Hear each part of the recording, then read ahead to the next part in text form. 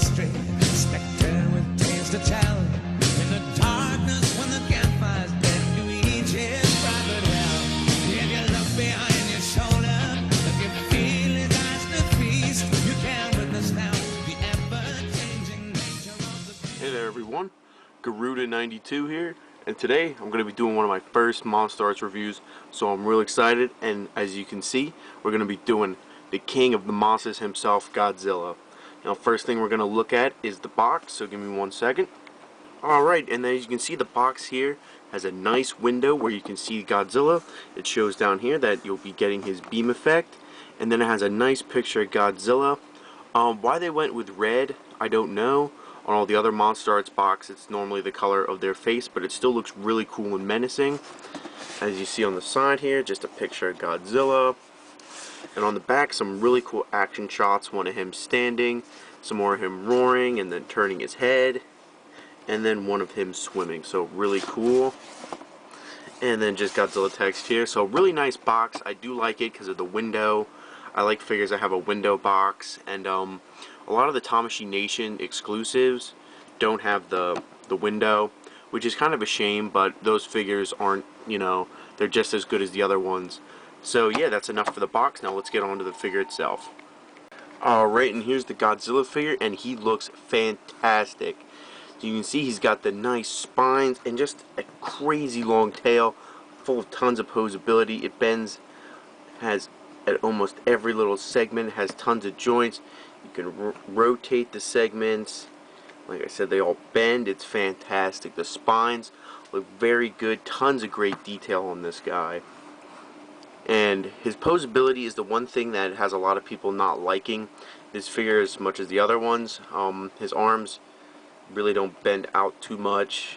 I mean, they bend, rotate at the wrist, swivel, but there's not too much posability. But then again, in the 90s and, well, late 80s, early 90s, Godzilla really didn't move all that much. He kind of, you know, did his walk, and that was pretty much it. He wasn't real, you know, he wasn't real articulated and moving around because the rubber suit was very big and very thick. So I'm fine with it. I love this Godzilla. He's my second favorite out of all the ones I have. I think my favorite is still Biollante, but he's such a great figure, and I'm really happy with him. But the one thing about this figure that you have to watch out is, you see here on the face, if you can kinda, his one eye's kinda looking a little off.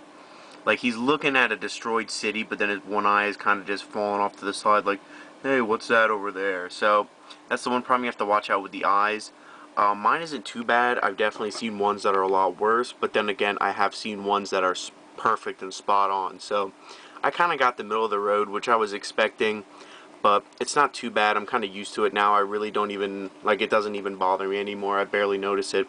But it is one thing you have to watch out for. So if you are looking for the original, you want to try to maybe buy it in person so you can look at it before you buy it if you're really finicky about the eye.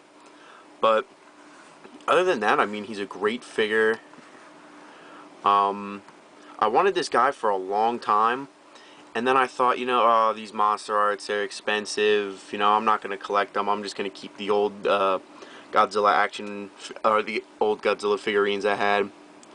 But then I really thought about it. I'm like, you know what, they keep coming out with them, because sometimes lines, they come out with a few figures and then they stop.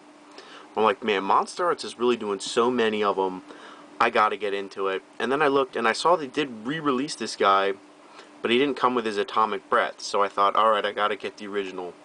And I probably paid a little bit more for this guy than I should have, but excuse me, but he's a really good figure. I don't regret it. I love him. I mean, he's the king of the monsters. You have to have him. So like I said, this one is the original, so he does come with his breath effect, so we'll look at that quick. Alright, here's Godzilla's one accessory. He comes with his blue atomic breath effect, which is really awesome. You can see it's just the blue breath up here, and then it has the shock wave for the base. Really awesome.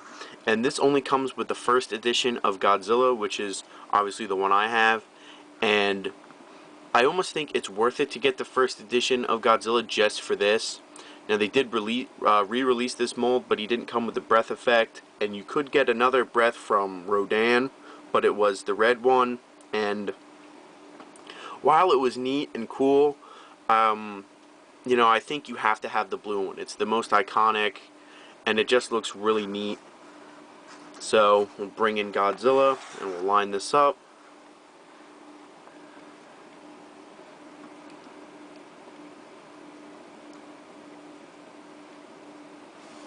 So there you can see, that looks real cool, especially if you have like little buildings or other MonsterArts figures to have them fighting. It just looks really awesome.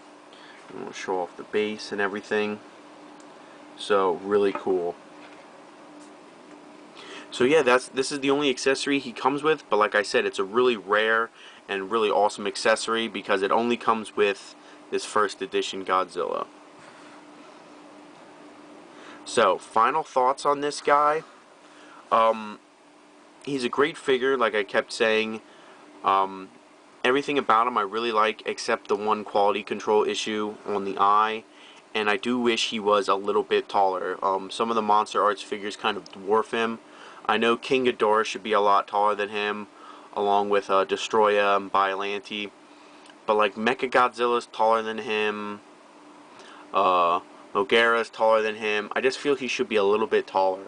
And I know the Burning Godzilla is taller, and how they're releasing Burning Godzilla without the burning effects on him as a adult junior Godzilla. So, or adult Godzilla Junior.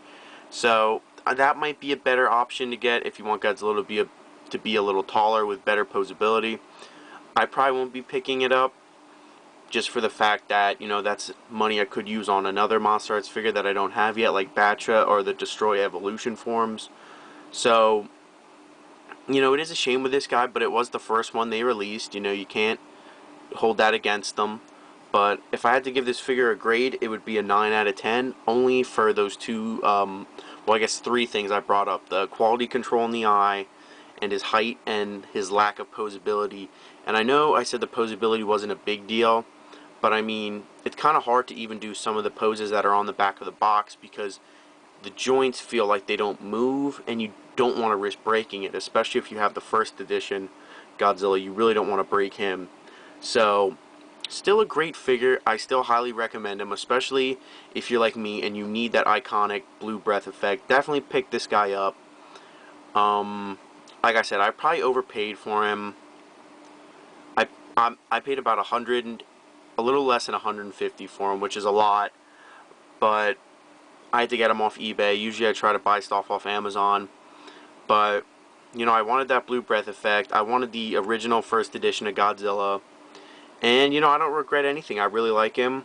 So like I said, pick this guy up if you don't have him, or if you want to wait for the taller, better posability, which I'm sure most people do. If you're first getting into the line, I would probably recommend waiting for the adult version of Godzilla Jr., because he's going to be a great figure as well. So, that was my review on this guy. More should be coming out real soon. I'm probably going to try to go in the order of the way they were released. So, look for some Mechagodzilla next. Alright, I'll see you guys later. Bye.